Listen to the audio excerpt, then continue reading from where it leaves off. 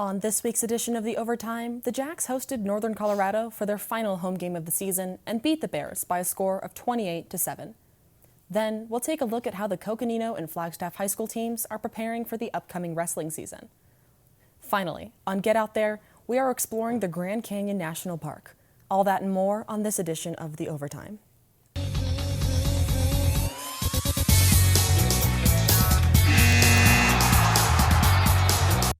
Hello and welcome to the Overtime, Northern Arizona's only sports show. I'm your host, Adriana Sparks, and today I'm joined by sports reporter Lydia Schwieters. Lydia, how are you feeling tonight? I'm so excited to finally be able to join you here.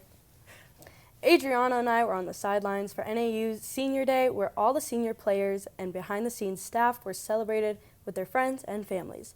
The game was another Big Sky Conference matchup between the Northern Arizona University Lumberjacks and the University of Northern Colorado Bears.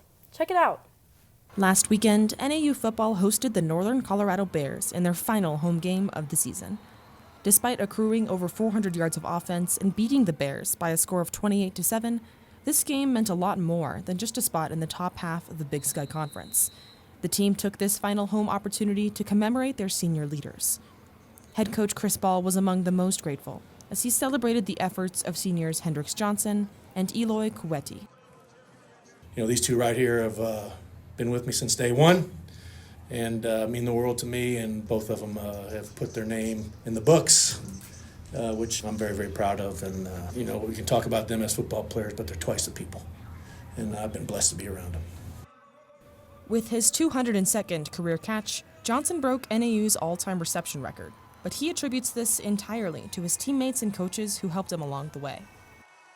It's a blessing. I've just been surrounded by amazing people, great coaches, teammates, brothers that I'll cherish for the rest of my life, and they put me in a position to be successful from the first day I stepped on campus, and it's just a testament to them.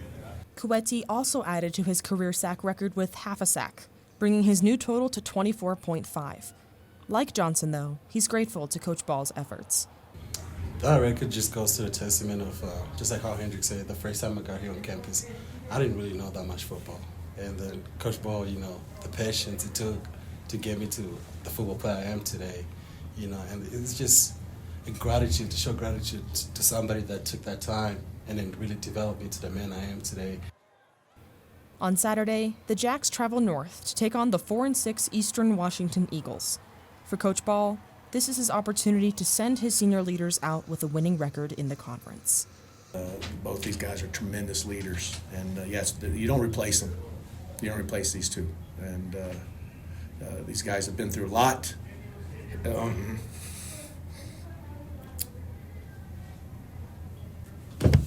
sorry. I wish I could have sent them out with a winning record. And that's what this is about, this last week. And I'm going to miss them.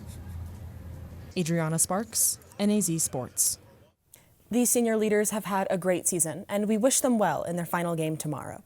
Speaking of college sports, there is some exciting news in the hockey world.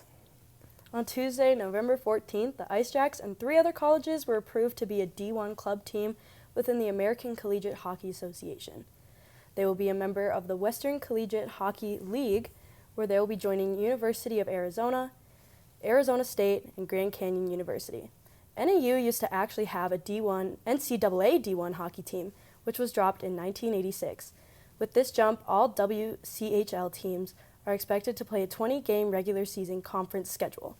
NAU does currently have 2 club teams, which are D2 and D3. I cannot wait for the next season when Flagstaff expands its hockey teams. I grew up in Minnesota, so I really love hockey. Then this is a great opportunity for all of the hockey lovers, like you, Lydia. Yep. The Lumberjacks women's basketball team beat the Benedictine University Mesa Redhawks 91-37 on Wednesday. NAU was led by Sanaya Neverson, who finished the night with 13 points and 11 rebounds. That is her first double-double of her college career. The win moves the Lumberjacks' record to the 1-2 on the season. The men's team also got a win Wednesday night against Seattle University. This was the first win of their season. With 3.4 seconds left on the clock, sophomore guard Oakland Fort made a mid-range jumper to make the final score 62-60. Junior guard Trent McLaughlin led the team with 19 points, 6 rebounds, and 4 steals. The men's team is headed down to Phoenix to compete in the inaugural Arizona Tip-Off Tournament. We will have coverage of this on social media and NAZ Today next Tuesday. Sunday, the women's team will face UC San Diego at 3 p.m. in San Diego. Switching to high school, Tony Mealy is in the studio to tell us about the upcoming wrestling season. Thanks, Adriana. Ahead of this wrestling season, I went out to both Coconino and Flagstaff high schools and spoke with their coaches about their hopes for this season. Looking at last season for the Coconino Panthers, they finished 8th at the state tournament and qualified 6th for the tournament.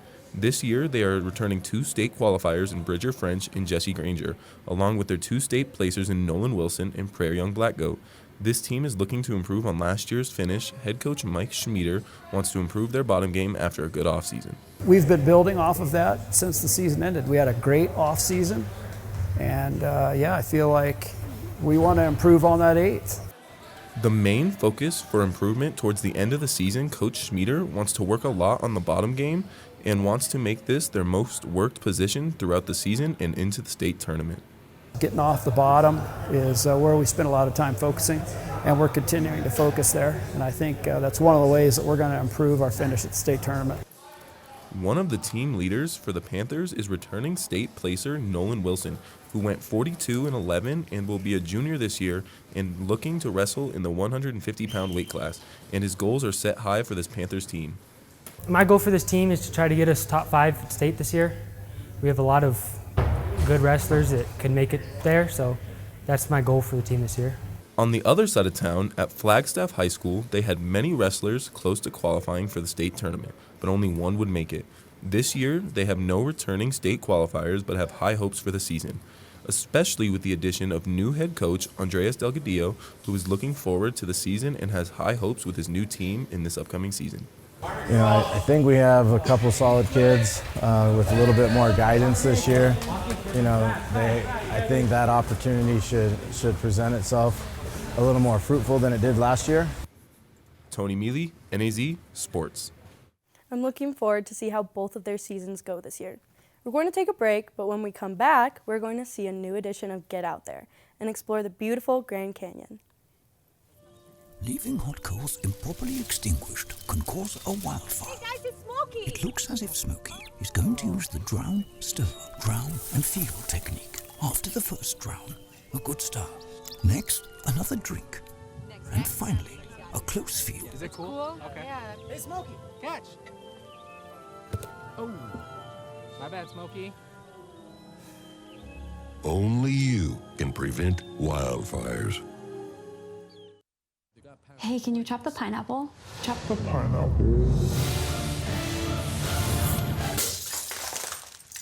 Nope, I'm high. How about I wash off the grapes? Yes. Okay. You're already making good decisions when you're high. I want tacos. Will you drive? I'm a little toasty.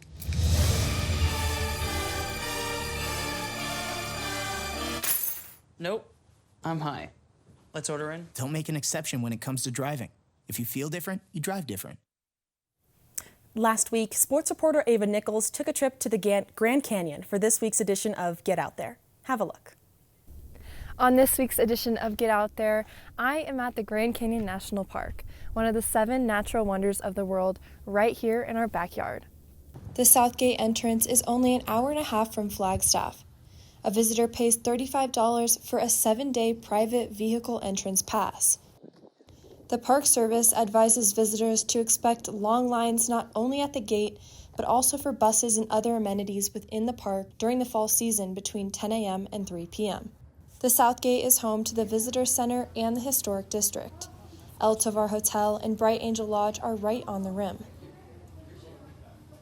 Visitors can check out the gift shops, or if they want to hike, the rim trail is an easy stroll with beautiful views, and if they're looking for a challenge, they can head down Bright Angel Trail all the way to the bottom. The Lookout Studio and Kolb Studio are architectural spectacles and home to beautiful art by local artists of the Grand Canyon. Ava Nichols, NAZ Sports. I'll definitely have to make a trip to the Grand Canyon before the weather gets too cold. We're headed into a quick break, but stick around. When we return, we'll be hearing from our preview reporter, Tony Mealy, on what's happening this weekend in Northern Arizona sports. They call me Prince like I'm royalty or something.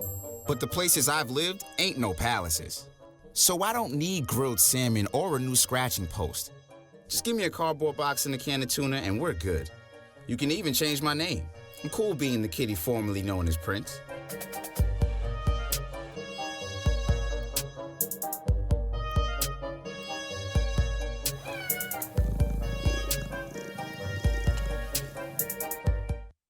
Marie, you have prediabetes. Prediabetes? I don't have time to eat right or exercise. I'm a busy mom.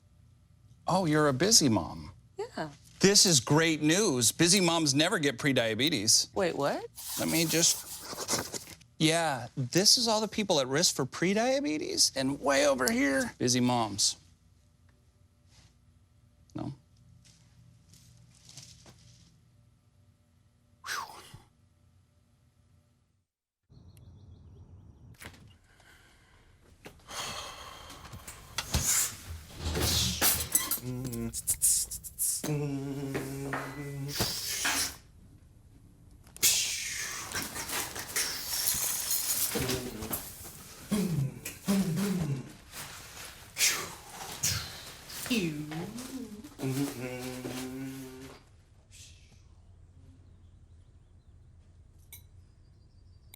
Welcome back to the Overtime. My name is Tony Mealy, and I'll be your preview reporter tonight.